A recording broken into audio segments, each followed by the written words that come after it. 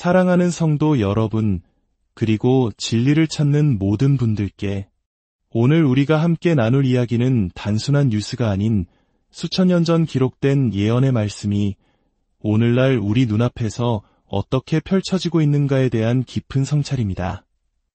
잠시 세상의 소음에서 벗어나 영혼의 관점에서 지금 이 시대를 바라보는 시간을 갖겠습니다.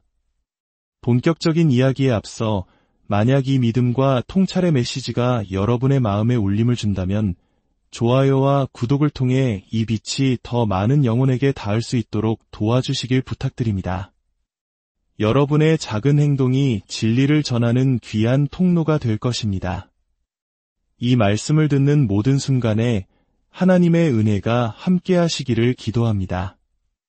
이제 우리는 눈을 들어 역사의 무대를 바라봅니다.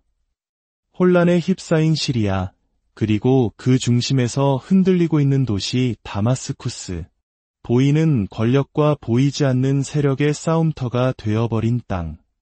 하지만 성경의 예언은 단 하나의 도시에만 머무르지 않습니다. 그 예언의 중심에는 언제나 한 민족, 바로 이스라엘이 있습니다. 전 세계의 시선은 지금 이스라엘에 고정되어 있습니다. 그 나라가 크고 강해서가 아니라 그 부르심이 거룩하고 신성하기 때문입니다.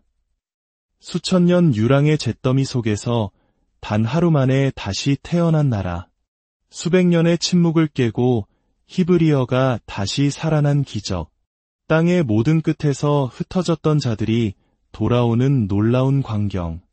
이것들은 결코 우연이 아닙니다. 정치적인 사고는 더더욱 아닙니다. 이것은 바로 예언의 성취입니다.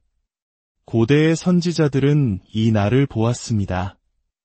에스겔 골짜기의 마른 뼈들이 서로부터 거대한 군대가 되는 환상을 보았고 무화과나무가 다시 싹을 틔우는 것을 보았으며 예루살렘 성벽의 파수꾼들이 다시 경고의 나팔을 부는 것을 보았습니다.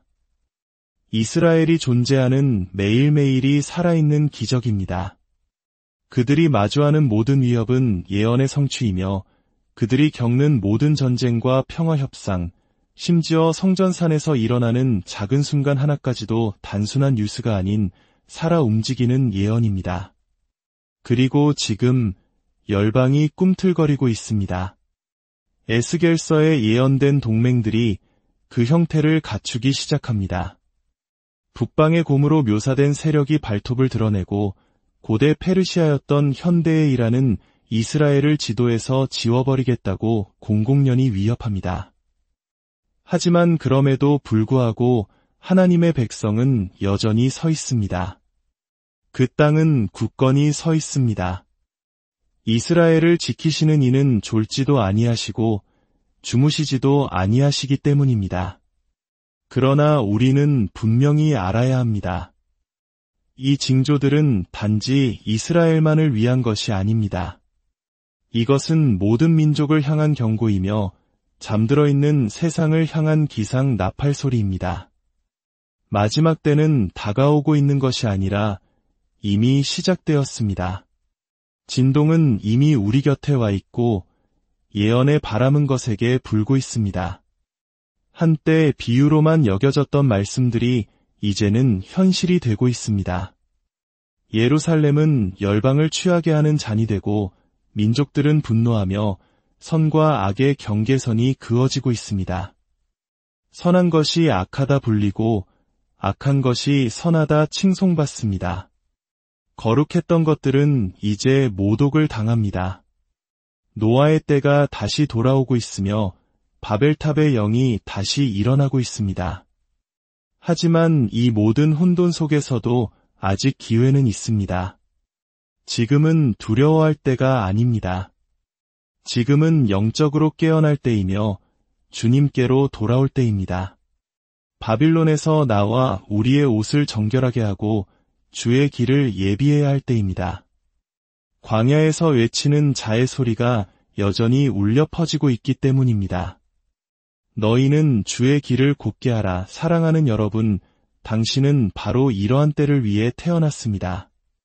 침묵하거나 수동적으로 머물기 위함이 아니라 파수꾼으로 외치는 소리로 어둠 속의 빛으로 일어나기 위함입니다. 이 징조들은 우리를 두렵게 하기 위함이 아니라 준비시키기 위함입니다.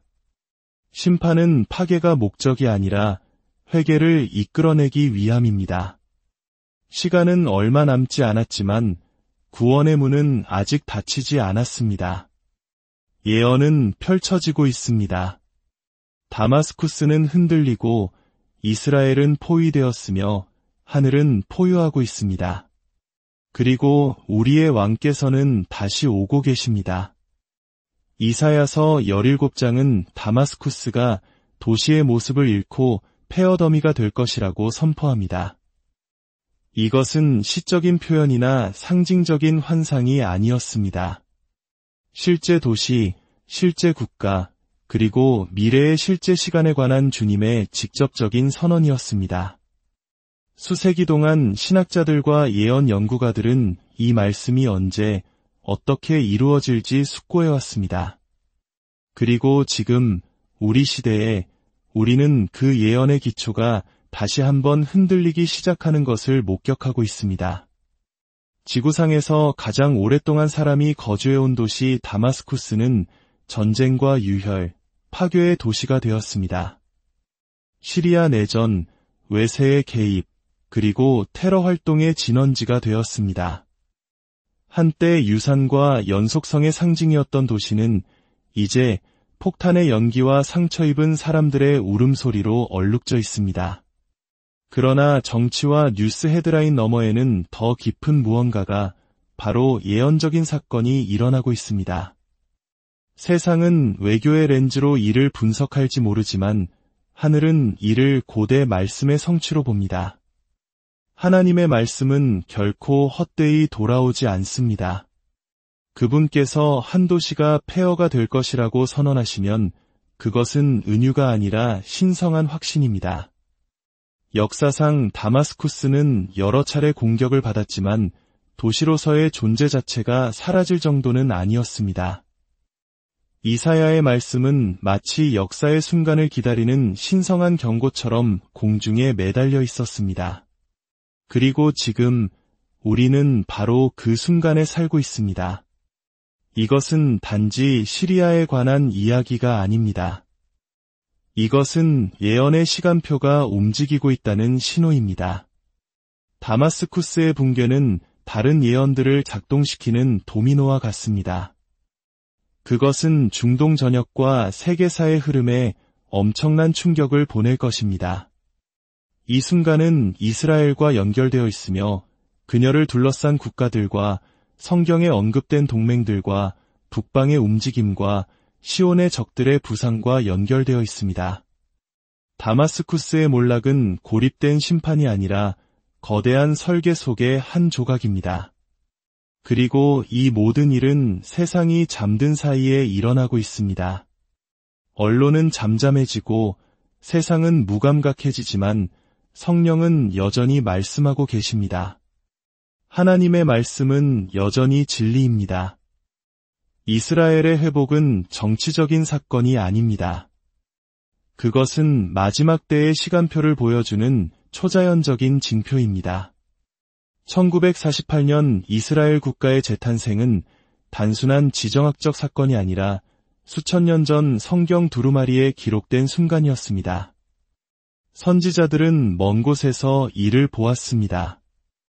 에스겔은 마른 뼈 골짜기에 서서 흩어지고 생명 없는 백성에게 생명을 불어넣으라는 명령을 받았습니다.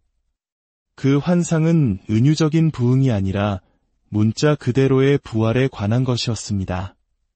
존재하지 않았던 나라가 다시 일어서고 침묵에 잠겼던 언어가 다시 사용되며 땅 끝까지 흩어졌던 백성이 다시 돌아올 것이라는 예언이었습니다.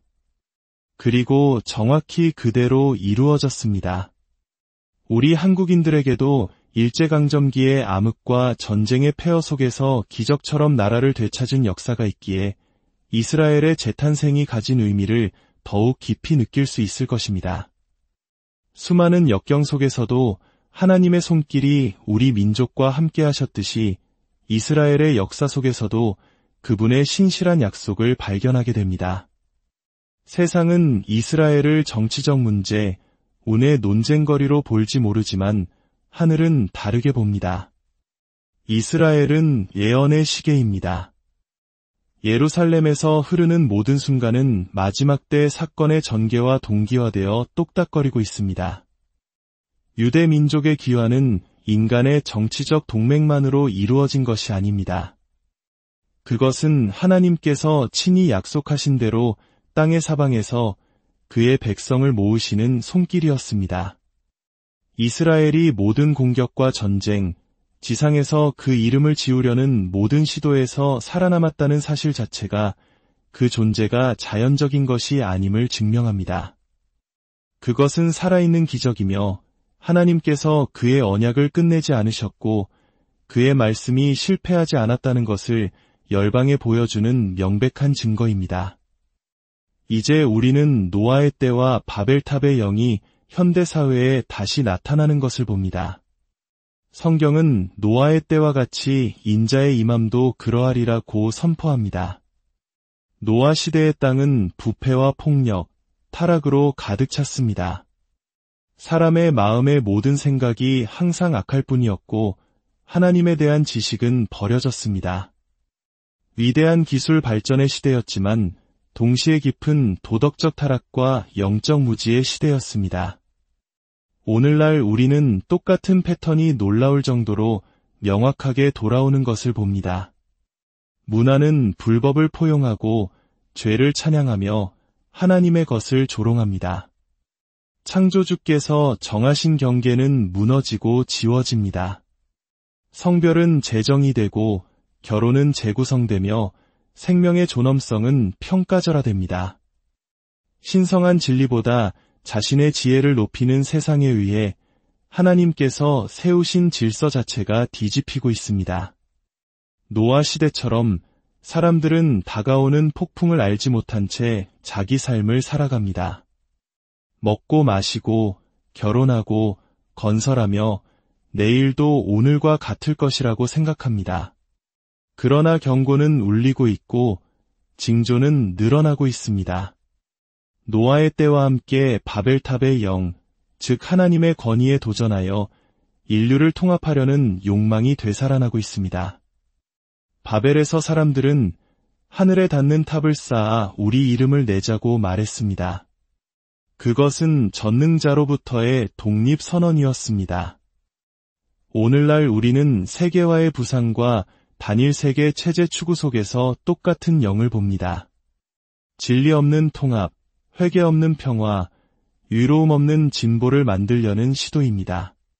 탑은 벽돌과 모르타르가 아닌 데이터와 이데올로기, 권력으로 재건되고 있습니다. 기술과 인간 정체성의 융합, 유전자 조작, 인공지능의 창조. 이것들은 단지 과학적 이정표가 아니라 예언적 징표입니다. 인간은 다시 한번 신이 되려 하고 창조를 다시 쓰려고 하며 방정식에서 창조주를 제거함으로써 미래를 지배하려고 합니다. 그러나 하나님께서 바벨의 언어를 혼잡하게 하러 내려오셨듯이 그분을 폐위시키려는 자들의 계획에 다시 혼란을 가져오실 것입니다. 사랑하는 여러분, 이 시대의 징조들은 단지 경고가 아닙니다. 그것은 회개와 귀환을 위한 마지막 부르심입니다. 하나님은 심판을 허락하시기 전에 반드시 징조를 보내십니다. 지금 지구 전역에 나타나는 지진, 전쟁, 기근, 전염병, 불법의 성행, 식어가는 사랑. 이것들은 세속 뉴스의 헤드라인일 뿐만 아니라 고대 예언의 메아리입니다. 각각의 징조는 하늘로부터 울리는 나팔 소리입니다.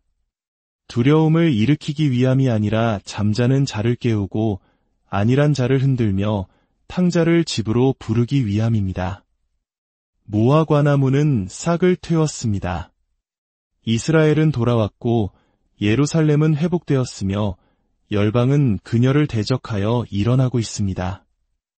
이 모든 징조 속에서 하나님의 자비의 빛은 여전히 비치고 있습니다. 모든 흔들림은 마음을 제단으로 되돌리려는 자비로운 개입입니다.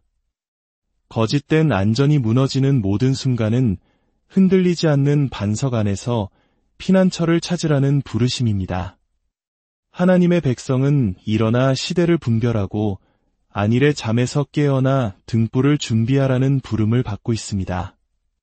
한밤중에 외치는 소리가 들립니다. 보라, 신랑이로다. 지혜로운 자는 준비할 것이고 어리석은 자는 미루다가 영원히 열리지 않는 문을 마주하게 될 것입니다. 지금은 선택의 시간입니다. 돌아와 회개할 시간입니다. 성벽 위의 파수꾼들은 나팔을 불고 있습니다. 두려움을 주기 위함이 아니라 우리 영혼을 깨우기 위함입니다. 다가오는 일을 막을 수는 없지만 듣는 자는 여전히 준비될 수 있고 인침을 받을 수 있으며 왕께서 다시 오실 때 충성된 자로 발견될 수 있습니다. 오늘 우리가 나눈 말씀이 여러분의 마음에 깊은 울림이 되기를 소망합니다. 세상의 사건들을 통해 말씀하시는 하나님의 음성에 귀 기울이십시오. 그리고 깨어 기도하며 거룩함으로 자신을 준비하십시오. 여러분의 삶에 하나님의 평강과 은혜가 늘 함께